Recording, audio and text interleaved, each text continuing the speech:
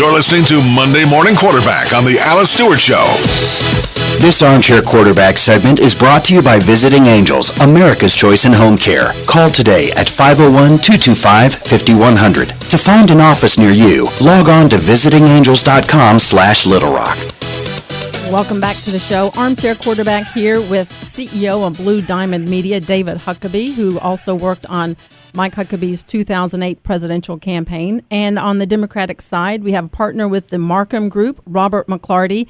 He has 4 presidential campaigns on his resume: 1996 with Bill Clinton, later with Al Gore, Wesley Clark, and Hillary Clinton. Robert and David, great to have you here. It's good to be here, Alice. Glad to be here. All right, the Affordable Care Act is set to begin enrollment in 14 days and counting. Yet it's being met with some opposition. Even the president himself has asked for a delay in the employer mandate, and Republicans in Congress, 43 of them, Republican members of the House, have signed a bill that would delay Obamacare for 1 year. It's most likely going to hit a brick wall in the Senate, which is controlled by Democrats. Yesterday on the Sunday morning talk shows on Fox News, we had Republican Tom Price say that he is a key sponsor of this measure to delay Obamacare, and he says that this would be the best thing for everyone. This administration has already delayed or waived fully a third of this legislation, and we believe that it's only fair for the American people now to have that same delay. David? I think it would be best to delay it permanently, but I don't know that that's an option. And maybe what they're, working for is to delay it for a year. So hopefully that after the elections that, American public will wake up and realize that we need different people in office and we have a Republican majority in Congress and can repeal it completely. But whereas I think these are different issues back to prior to the break, they're both bombs. We're talking Syria bombs and this Obamacare bomb. So, but yeah, I think that it's definitely something that needs to be pushed back or completely repealed. Robert? 41 times to defund, and now 42, I guess, is going to be the charm. Alice, it was passed by Congress in 2010. It was upheld by Supreme Court, and, of course, Obama was reelected. I think it's kind of a playbook that's running out of pages here. The delay is almost, to me, a sign that everyone is almost scared to see if this thing's going to work or not. And then instead of having all the political grandstanding, I think Congress needs to be focused on making this bill a little bit better. Let's find out areas that need improvement and focus on that versus, just trying to make a political statement. Well, I mean, to respond to that, the president whose bill this is has delayed most of it. So, the fact that the administration who put this bill forward and is the one, they're like, yeah, let's put this part back, let's put this part back. I agree, let's put it back and let's try and fix it. Or let's scrap it and start over. But I don't want to try and fix it after it's already screwed up the economy because it was implemented in part, and then try and go back and find ways to get people their jobs back because all of a sudden businesses had to shut down or they had to be put on part-time labor. I have friends that own fast food, restaurants. And one of them owns a number of fast food restaurants. And, what he's told me is it's going to cost him $1 million to implement this plan, based on what his accountants and everybody are telling him is going to minimum of $1 million to either insure or pay penalties. And he said, I don't make that much. I don't have those kinds of margins. So he said, I'm forced with options. I can now partner up with other fast food joints, and we all do part-time employees, and they have to, our people have to now go work shifts at both places. Or I can fire people, or I can just shut down, take my money and run, and then, or I can raise the prices, which, by the way, that doesn't help anybody either. So it's a lose-lose for businesses on this.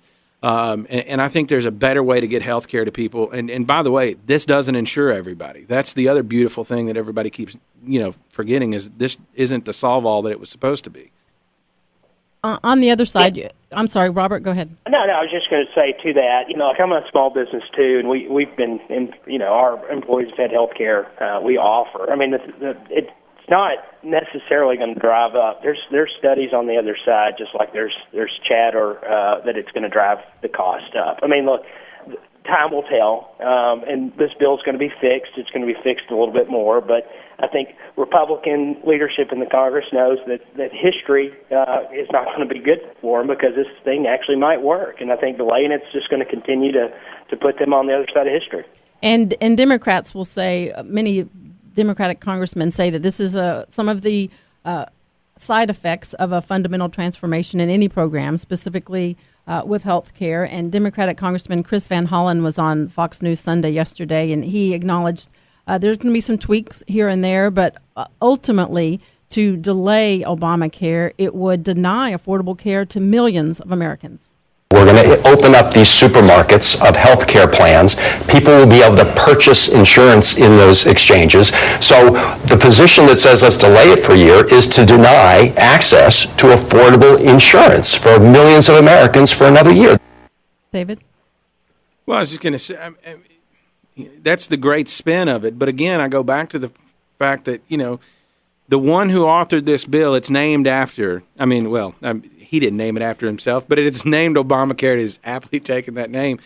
He's trying to delay many portions of it as well. And Robert said we didn't know the implications of whether or not it's going to increase pricing. I know my premiums from our insurance at our company and employees have gone up this year. We just, renewed our plans on July 1st, and the premiums went up. I don't think that's going to change. There's reports all over the country of people's premiums going up. So for them to say it's going to be affordable health care for everyone, what this is going to do is create two. You think there's two classes of health care now. It's going to be worse. Doctors are going to quit taking patients and start doing more private stuff. And because they're not going to, have the ability to offer the care and stuff like that. So, I do think that, for us to say that it's the Republicans trying to delay it is a little bit disingenuous. Robert? Yeah, I would just say to that, look, premiums are going to go up. Sure. Everybody's acknowledging that. The key with any business model is people enrolling and buying into the program. As folks get in, 300,000 here in Arkansas, those premiums, as everybody's predicting, will become down and start falling and become a lot more affordable than they are today. So, sure, there's going to be some upfront changes, but long term, I think this is going to be a system that is going to serve a lot of uninsured right now that are currently going into hospitals and other doctors the day of when they need help and driving up our costs in other ways. So it's going to come out of the wash either way, so we might as well get everybody on the same system. Got 14 days to enrollment begins. A lot of debate between here and there. Less than a minute left. We have Robert McLarty, a veteran of Clinton, Gore, Wesley Clark, Hillary Clinton campaigns. David Huckabee, veteran of the Mike Huckabee campaign. Got to ask you both, 30 seconds before we go, what about the matchup of a potential Hillary Clinton, Mike Huckabee in 2016? Robert? I think that'd be a great matchup. It'd be interesting to see in Arkansas how we could work that issue, but I think Hillary, of course, has a pathway if she wants to pursue it to run again. I haven't been keeping up as much with the former governor, but I would think both of those candidates would be a good candidate for either side, especially here in Arkansas. It'd make it interesting. David, 20 seconds. It'd be a lot of fun. Be a lot more civil, I think, than the past. And anyway, it'd be fun to watch. But who knows? Who knows what will happen? Robert McLarty, thank you very much. David Huckabee, appreciate you being in studio. That wraps it up for this edition of the Alice Stewart Show. Have a great day.